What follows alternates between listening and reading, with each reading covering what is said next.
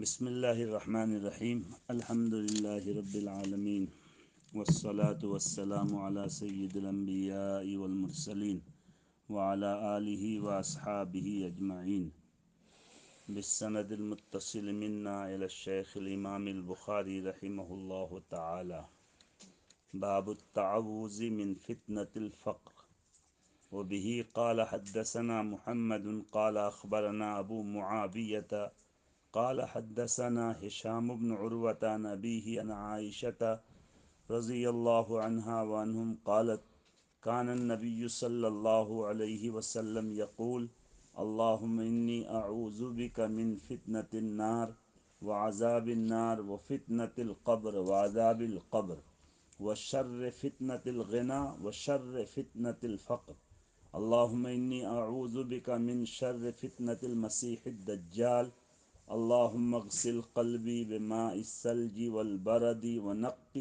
قلبي من الخطايا كما نقيت الثوب الأبيض من الدنس وباعد بيني وبين خطاياي كما باعدت بين المشرق والمغرب اللهم إني أعوذ بك من الكسل والمأثم والمغرم۔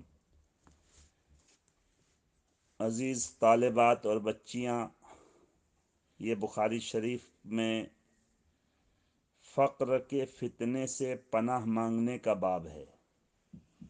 جس طرح مالداری کا فتنہ انسان کو برباد کرتا ہے، اسی طرح کبھی فقر کی وجہ سے آدمی ناشکری میں بلکہ کفر تک پہنچ جاتا ہے۔ چنانچہ کاد الفقر ان یکون کفرن کہا گیا ہے کہ فقر کبھی کبھی کفر کا ذریعہ بنتا ہے۔ اسی لیے ہمارے نبی صلی اللہ علیہ وسلم غنا، مالداری کے فتنے سے بھی پناہ مانگتے تھے۔ اس کا مطلب یہ ہے کہ مال ہو تو اللہ تعالیٰ کے حکم کے مطابق اس کا استعمال ہو اور حلال طریقے سے کمائے، صحیح مصرف میں خرچ کرے تو وہ مال بہت اچھی چیز ہے۔ لیکن مال کی کمائی اگر غلط طریقے سے ہو یا خرچ غلط جگہ پر ہو یا مال دولت کی وجہ سے آدمی میں گھمنڈ اور کبر آ جائے تو اس صورت میں یہ مال کا فتنہ کہلائے گا۔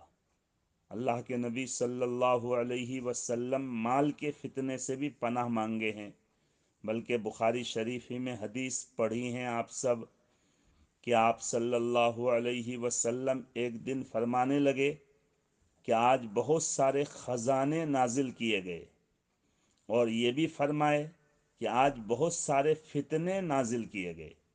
معلوم ہوا خزانے اور فتنے ایک ساتھ نازل ہوئے۔ جہاں آدمی کے پاس مال اور خزانہ آتا ہے تو ساتھ میں فتنہ بھی آتا ہے۔ اور اس حدیث میں آگے آپ نے خاص طور سے عورتوں کو جو ہے فتنے سے بچنے کے متعلق فرمایا کہ رب کاسیات عاریات، کہ بہت مرتبہ مال کا جب فتنہ آتا ہے تو اس سے بگاڑ مردوں میں بھی آتا ہے مگر عورتوں میں زیادہ آتا ہے۔ اسی لیے آپ صلی اللہ علیہ وسلم عورتوں کو خاص طور سے مال کے فتنے سے ڈرائے ہیں۔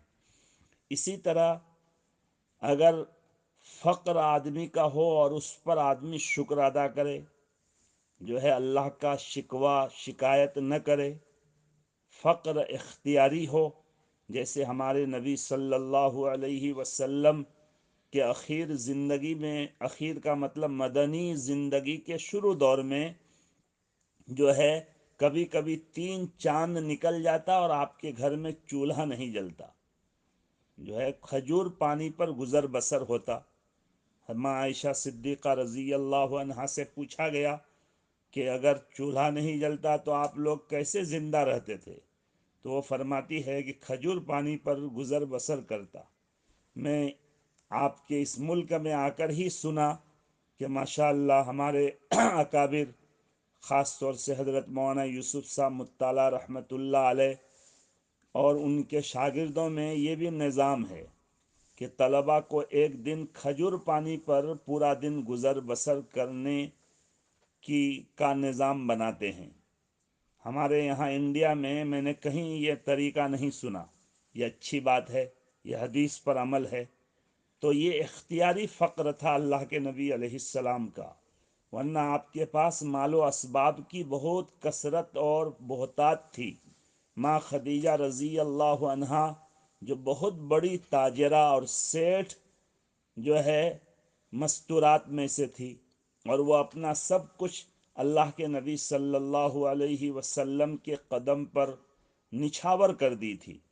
چنانچہ بخاری ہی میں شروع میں پڑھے ہیں کہ جب آپ صلی اللہ علیہ وسلم کو نبوت ملی ہے اور آپ ہانپتے کاپتے گھر پہنچے ہیں، تو ماں خدیجہ رضی اللہ عنہا جو ہے سے آپ نے فرمایا مجھے اندیشہ ہے کہ کہیں میں ہلاک نہ ہو جاؤں، اور جو ذمہ داری مجھ پر آئی ہے اس ذمہ داری کی ادائیگی میں کہیں کوتاہی ہو اور میرے لیے رسوائی کا سامان ہو جائے.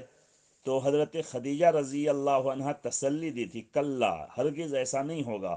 کیوں؟ تو اس پر جو ہے آپ کے 5-6 صفات بیان کی تھی. انک لتصل الرحم، تحمل الکل وتکسب المعدوم، تعین علی نوائب الحق، تقری الضیف. ظاہر ہے یہ سب کے لیے تو پیسے چاہیے، مہمان نوازی کریں گے تو پیسہ چاہیے، صلہ رحمی کرنے کے لیے بہت مرتبہ پیسہ چاہیے. تو معلوم ہوا کہ یہ سب کام آپ کیا کرتے تھے. آپ جو ہے رئیسوں میں سے تھے، آپ کا فقر اختیاری تھا. لیکن جب مدینہ آئے اور صحابہ کرام ہجرت کر کے آئے اور سب کچھ چھوڑ چھاڑ کر آئے، تو آپ نے فقر کو اختیار فرمایا. تو وہ فقر تو اللہ کی نعمت ہے، اس سے آدمی کا درجہ اور رتبہ بلند ہوتا ہے. لہذا یہ اشکال نہیں ہوگا کہ خود آپ پر بہت فقر تھا، 2 مہینے تک چولہا نہیں جلتا تھا، پھر آپ فقر کے فتنے سے پناہ مانگے ہیں. تو دونوں صورت الگ الگ ہے. آپ کا فقر اختیاری تھا، اور جو ہے جس فقر کی وجہ سے آدمی شکوہ شکایت کرے، اللہ کی ناشکری کرے، تو وہ فقر جو ہے آدمی کو تباہ برباد کرتا ہے، وہ فتنہ ہے، اس سے پناہ مانگنا چاہیے. آگے حدیث میں بہت ساری چیزوں سے پناہ مانگی گئی ہے. اللہم انی اعوذ بک من فتنۃ النار وعذاب النار وفتنۃ القبر وعذاب القبر وشر فتنۃ الغنا وشر فتنۃ الفقر. یہ باب سے متعلق بات ہے کہ فقر کے فتنے کے شر سے اللہ کے نبی نے پناہ مانگی ہے. آگے دعاؤں میں اور بھی بہت سارے فتنوں سے آپ نے پناہ مانگی ہے. یہ تو حدیث ہے، آپ اپنے استاد سے انشاءاللہ پڑھیں گے اور پڑھتے ہیں. مجھے حکم ہوا اس لیے میں نے حدیث پر کچھ بول دیا. چونکہ ہماری بچیاں ہیں اسی لیے اب یہاں سے ہٹ کر میں 2-4 باتیں آپ سے جو ہے عرض کرنا چاہتا ہوں. پہلی بات تو یہ ہے کہ الحمدللہ اللہ نے بچیوں اور عورتوں کو بھی بہت بڑے کمالات سے نوازا ہے. آپ اگر اسلامی تاریخ پر غور کریں گی تو ہر کارنامہ کے پیچھے عورت کی قربانی ضرور شامل ہے. کعبہ کی تعمیر ہوئی تو اس کے پیچھے دیکھیے کتنی بڑی قربانی ماں ہاجرہ رضی اللہ عنہا کو دینا پڑا. ظاہر ہے حضرت اسماعیل تو بچہ تھے، ان کو کیا احساس کہ کیا ہو رہا ہے نہیں ہو رہا ہے. حضرت ابراہیم علیہ السلام کی بھی بڑی قربانی تھی کہ اپنے لاڈلے بچے کو، اپنی بیوی کو ایک لق دق میدان میں چھوڑ کر چلے گئے، لیکن قربانی اصل جو دینی پڑی وہ حضرت حاجرہ کو. ان کی قربانی کی جو ہے کہ بعد پھر بیت اللہ کی تعمیر وہاں پر ہوئی. اسی طرح اللہ کے نبی صلی اللہ علیہ وسلم کو جب نبوت ملی تو سب سے پہلے ماں خدیجہ رضی اللہ عنہا آپ کے نبوت کی تائید کی. اگر دیکھا جائے تو سب سے پہلے ایمان لانے والی عورت ہے. حضرت ابو بکر کو تو بعد میں پتہ چلا، وہ حضرت علی رضی اللہ عنہ بعد میں اسلام لائے. آپ غار حرا سے اتر کر سب سے پہلے ماں خدیجہ رضی اللہ عنہا کو جا کر اپنی نبوت کی اطلاع اور خبر دیے ہیں، اور ماں خدیجہ رضی اللہ عنہا آپ کی نبوت کو جو ہے تسلیم کی اور جو ہے لبیک کہی، بلکہ تسلی دی. آپ کو جو گھبراہٹ ایک ہوئی تھی ایک نئی چیز دیکھ کر ظاہر ہے اگر ہم اچانک کبھی جن دیکھ لیں تو کیا حال ہوگا ہمارا، حالانکہ ہم اشرف المخلوقات ہیں، ہمارے پاس آیت الکرسی ہے، ایک مرتبہ پڑھ کر دم کر دیں تو جن جل بھی سکتا ہے، لیکن پھر بھی جن دیکھ کر ایک عجیب کیفیت پیدا ہو جائے گی۔ تو چونکہ آپ صلی اللہ علیہ وسلم فرشتہ کو پہلی بار دیکھے تھے تو انسانی تقاضے کی وجہ سے آپ پر ایک کیفیت طاری ہوئی تھی، تو اس وقت تسلی دینے والی حضرت خدیجہ رضی اللہ عنہا تھی۔ اسی طرح لمبا واقعہ ہے، آپ کتاب المغازی میں پڑھیں گے یا پڑھے ہوں گے کہ صلح حدیبیہ کے موقع میں اللہ کے نبی صلی اللہ علیہ وسلم صحابہ سے ناراض ہو گئے تھے کہ آپ حکم کر رہے تھے کہ قربانی کرو، حلق کرو، احرام کھول دو، لیکن کوئی آگے نہیں بڑھ رہے تھے۔ ماں اللہ کے نبی علیہ الصلاۃ والسلام سلمہ رضی اللہ عنہا کے خیمہ میں تشریف لے گئے اور فرمانے لگے تمہاری قوم کا کیا ہوگا، وہ نبی کی بات نہیں مانتی ہے۔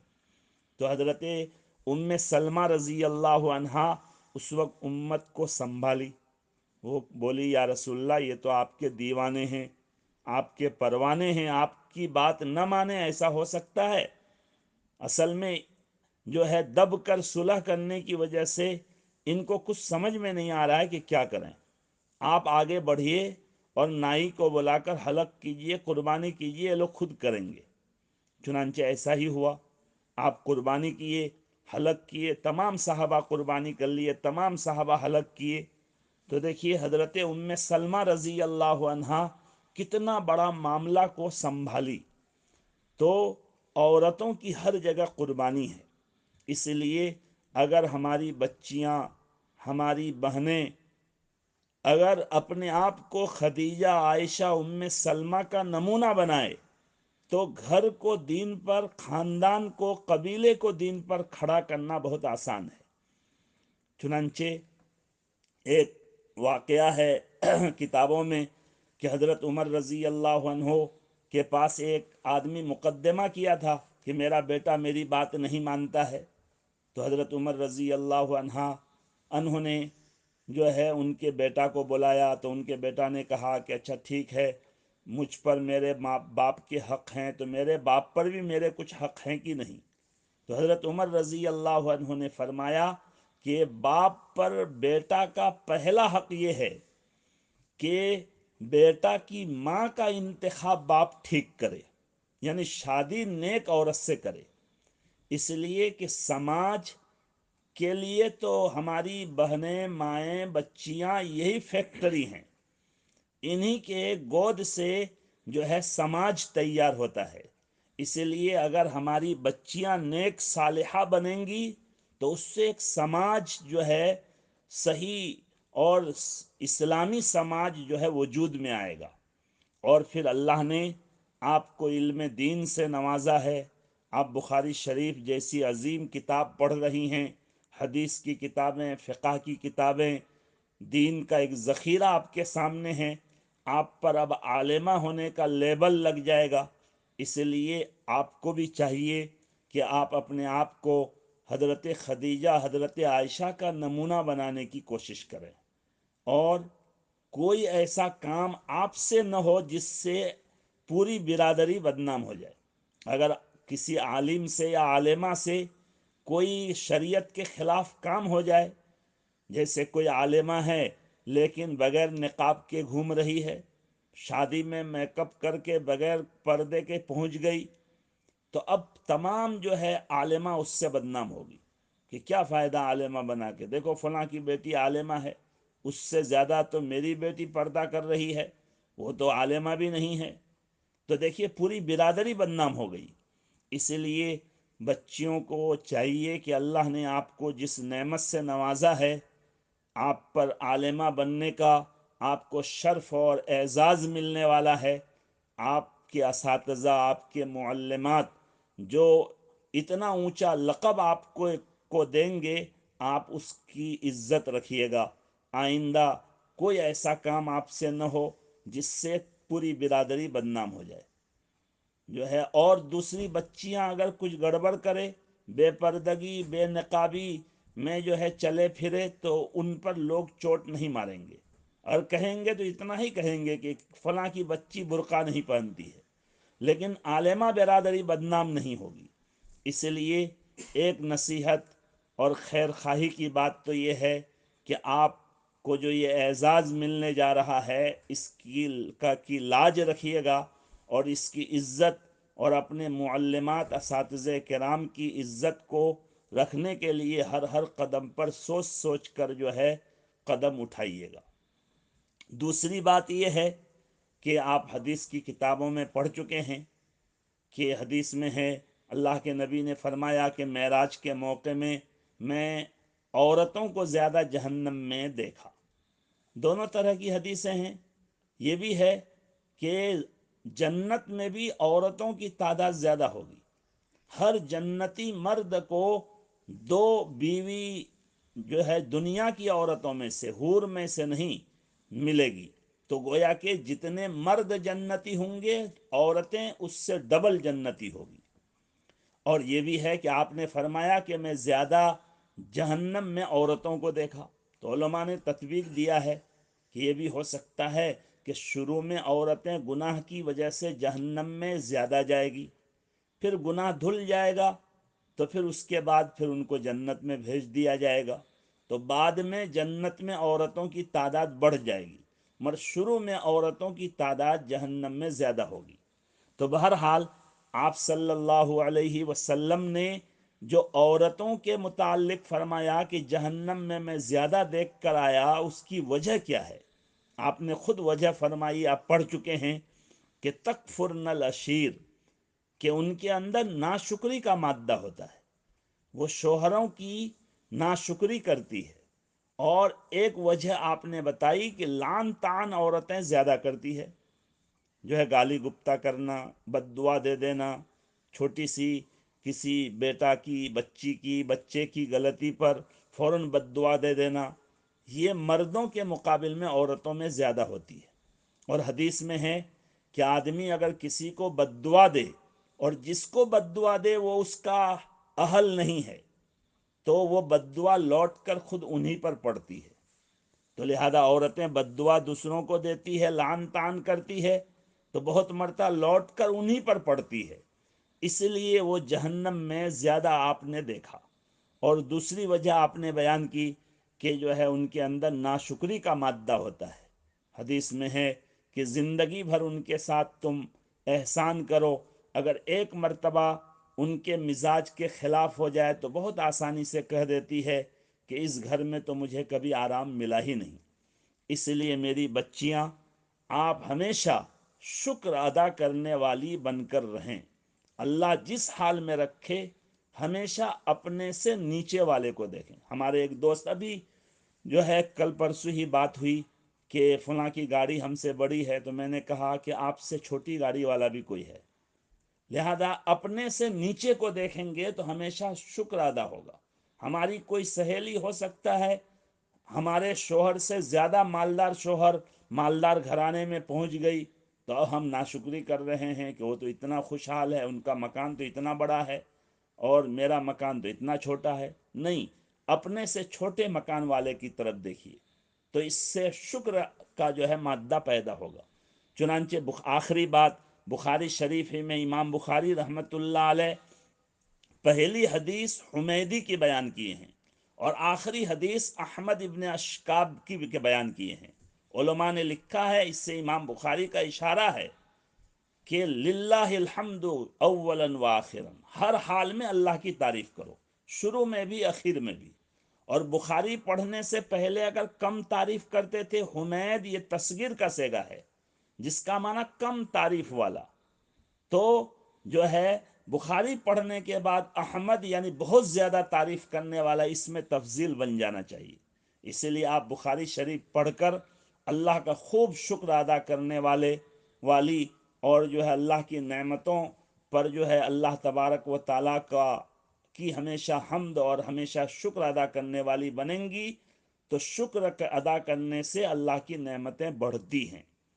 چنانچہ امام شیخ سعدی رحمۃ اللہ علیہ کا واقعہ ہے کہ ایک مرتبہ مسجد میں انہوں نے دعا کی اور اللہ سے شکوہ کیا، کہ اللہ میں دینی خدمت میں لگا ہوں، کتابیں تصنیف کر رہا ہوں، دین کی اشاعت میں لگا ہوں، لیکن میرے پاس اتنے پیسے بھی نہیں کہ میری چپل میں خریدوں، جو ہے پاؤں میں چپل بھی نہیں، اور آپ کتنے ایسے آپ کے نافرمان بندے ہیں ان کو کروڑوں کی دولت دے رکھے ہیں۔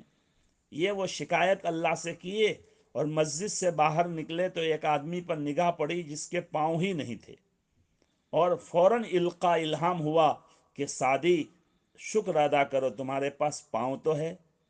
تو اس لیے ہماری عورتوں کے اندر یہ مادہ زیادہ ہوتا ہے ناشکری کا، لہذا آپ عالمہ بن رہی ہیں، ہمیشہ شکر گزار بن کر زندگی گزاریں گی تو انشاءاللہ بہت اطمینان، آرام، راحت کی زندگی گزرے گی۔ تو یہ دو باتیں خاص طور سے یاد رکھیں۔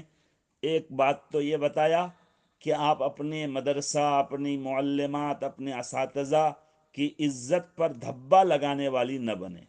عالمہ کا لیبل آپ کے ساتھ لگے تو آپ چاہے جس ماحول میں جائیں اپنے عالمہ ہونے کا ثبوت دیں۔ اور دوسری بات جو حدیث میں جہنم میں زیادہ جانے کی وجہ بیان کی گئی ہے، لعن طعن اور ناشکری، اس سے ہم جو ہے اپنی حفاظت کی کوشش کریں۔ اللہ تعالی عمل کی توفیق عطا فرمائے۔ آپ کے ذریعہ اللہ بے شمار خاندانوں کو، قبیلوں کو اور نسلوں کو اللہ تعالی دین پر قائم رہنے کا آپ کو ذریعہ بنائے۔ وآخر دعوانا ان الحمد للہ رب العالمین۔